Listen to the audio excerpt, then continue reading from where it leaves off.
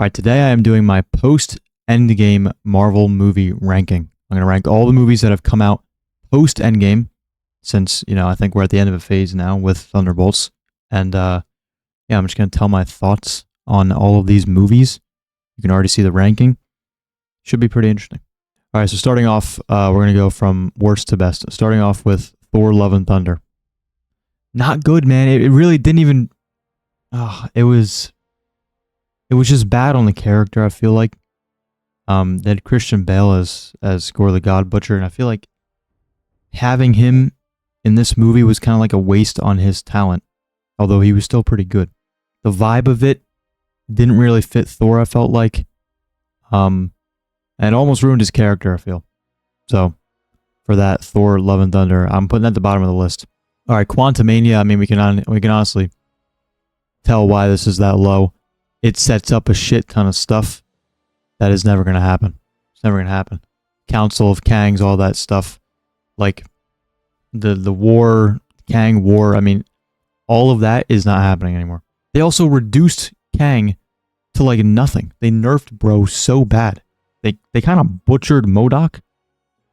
He really didn't look much like his, appearance in the comics. They tried to do it, but he still somehow did not look like he does, how we know how he looks. So for that, Ant-Man Quantumania, Ant-Man and the Wasp Quantumania, 13th out of the 14 that have come after Endgame. All right, Black Widow. I normally would put this higher. I feel like I should rewatch it after seeing Thunderbolts, but I just didn't like the movie that much. I'm being totally honest. I just did not really like the movie. Many people say this, but it should have come out way before Endgame. It would have made a lot more sense, and I honestly think it would have been a better movie if that had happened. All right, and then Captain America: Brave New World. This literally just came out. Saw it in theaters opening night. Just not good, man. It feels like they were trying to make a movie close to Winter Soldier, and they just did not do it. And it also kind of felt like it was a Hulk movie, like it was a sequel to The Incredible Hulk all the way back then, right? Because you have Red Hulk, you have the leader, but you don't have Hulk in the movie. You know what I mean? It was more like a Hulk movie than a Captain America movie. It's Sam Wilson's first Captain America movie. It should have been a lot different. The Red Hulk fight scenes were cool. The fight scenes by the Big Celestial were cool. But other than that, man, there's like a couple characters in here that didn't need to be in here. And I just didn't really enjoy it. I came out of the theater underwhelmed, for sure. Like, I wanted to like it, couldn't. All right, the Marvels, did not see this one in theaters. Did not. Didn't see Quantumania in theaters either. That'll tell you. The Marvels, what can you say, man? It wasn't terrible, but I think it is the worst performing Marvel movie of all time. Honestly, I want to say it wasn't needed. Sure, it was nice to get, a movie with Miss Marvel in it and Monica Rambeau's character, but honestly, man, I just didn't have a care for it. But it was still better than these, to be honest. Honestly, I could move Black Widow, but I'm just going to keep it as is. All right, Eternals. This movie gets a lot of hate, but then it also gets a lot of love. I didn't think it was that bad. I actually didn't think it was that bad. We saw this one in the theaters too, and not going to lie, theater experience, it was pretty good. Especially seeing, Arishem, the Big Celestial, on screen in the movie theater was kind of crazy. Like, he had a presence in there.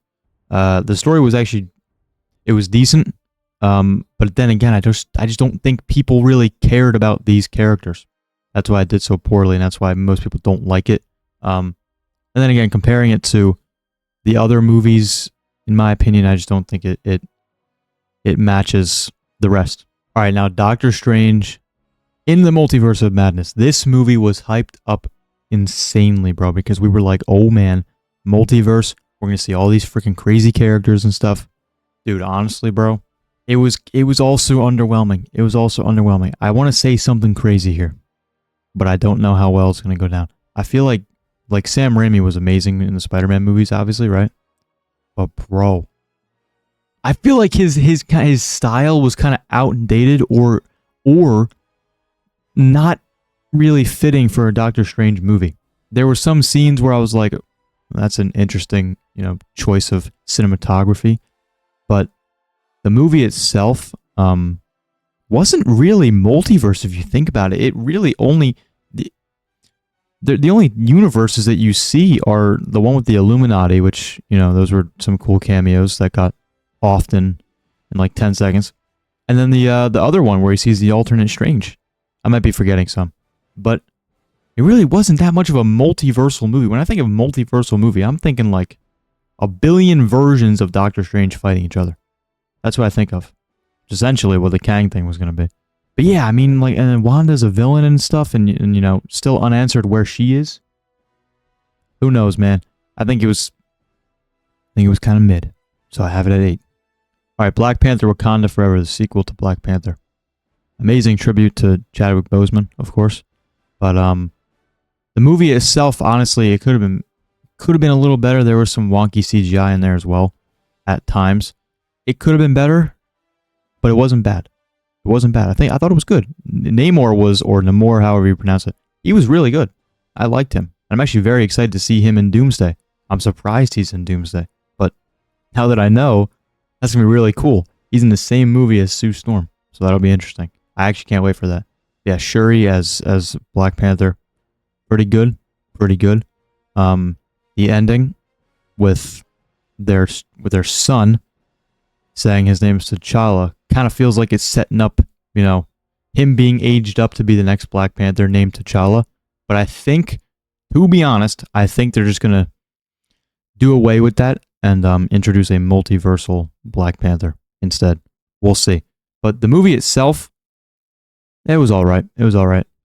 All right, Shang-Chi. I don't think this was liked when it first came out. But as time has gone on, people have started to love this movie. And I'm not going to lie, I had it back behind Multiverse of Madness and Wakanda Forever. But I've moved it ahead of them now because this movie had some crazy freaking, like, stunt choreography and shit like that. It was honestly mind-blowing, the hand-to-hand combat fights. They were awesome. It was mind-blowing how good they were. Final fight, I did like that. Awkwafina's character, really annoying, not gonna lie. But the story was actually good. I like that we kind of got the lore of we got the lore of the 10 rings, and we got to see how strong they are. Like, they're very strong. And then the credits scene, again, sets up something that we might not even get an answer to. Yeah. But Shang-Chi, actually, pretty decent. It's not mid, it's not bad, it's actually pretty decent. I like it. And, yeah, he's coming back for Doomsday, so that's going to be awesome to see as well. All right, Far From Home. People really don't like this movie. I can see why. Because it doesn't take place in New York, you know, like when you think of Spider-Man, you think of New York, it literally says I love NY right there. They're barely in New York for like, they're in New York for like 10% of the film. So I can see why people don't like that. I thought it was pretty cool. I liked the way they did Mysterio. Spider-Man, really, the Tom Holland Spider-Man has yet to have a cool swinging scene. But you could argue the one where he was swinging on all the drones and stuff like that and fighting them with Spidey sense alone was pretty cool. All right, Deadpool and Wolverine, it could be recency bias, but this movie was friggin' hilarious. And the story was okay, but it was just so funny, man. And also, it was amazing seeing Hugh Jackman back as Wolverine. That was awesome. Not only him, of course, Blade, Elektra, friggin', oh my god. Dude, everyone that came back was awesome. Was awesome. Channing Tatum, of course. He's coming back for Doomsday. Also sick. I liked the X-Men references. The final fight where they're taking on all the alternate Deadpools was very cool. That's honestly more multiverse than friggin' Doctor Strange. But yeah. Story, it was okay. I like the TVA tie-in though. But that movie was funny as hell, man. Top 4 for Deadpool and Wolverine. I put it at 4th. No Way Home. Do I really need to say anything? What a movie, man. Honestly. So crazy. The Spider-Man's coming back. That shit, that was crazy, man. What a time. Seeing that in the movie theaters with everybody was actually, like, I'll never forget that. All right, now, top 2. Top 2. Thunderbolts is immediately in my top 2, bro. What a movie. What a movie. Thunderbolts top 2. Easily. And you know what? It actually pushes for the number 1 spot. What a movie, man. This could be recency bias, but I don't even think it is. The message was amazing. Cinematography was amazing. The characters that, people kind of forgot about, like John Walker, no one really cared about him. They didn't like him. Ghost, kind of forgotten. Red Guardian, kind of forgotten. Taskmaster, no one likes what they did with that character. But then you throw them into this movie, and they are so freaking good. They're so good. I'm going to try not to spoil. But this movie was genuinely like an actual good movie. It's a shame it's not doing good at the box office because it deserves to have like 700, 800 million. It's that good. It's that good. And now this group of characters like are loved by a lot of the fan base now because they're just that good after this movie. Like this movie literally makes you love all of them. And now I'm hyped. All right, now number 1 is Guardians 3. What an absolutely perfect send-off to the Guardians, man. The Guardians are my favorite group of characters in the entire Marvel Cinematic Universe. This movie was a perfect send-off. Perfect. Literally could not believe what I was watching. Watching it in theaters. I cried a lot. It was very sad. They did a lot of fake outs in that movie. I thought the whole freaking roster was going to go. But they didn't. They didn't. And the ending was absolutely perfect. Perfect. What a movie. Oh man, what an ending to the trilogy too, bro. It is in a rightful spot, being number 1. That is one of my all-time Marvel favorites. Just unreal. What a send-off to that group of characters. I love them all. The Thunderbolts are almost taking that spot, though. They're almost taking that spot. Like, this movie was just that good.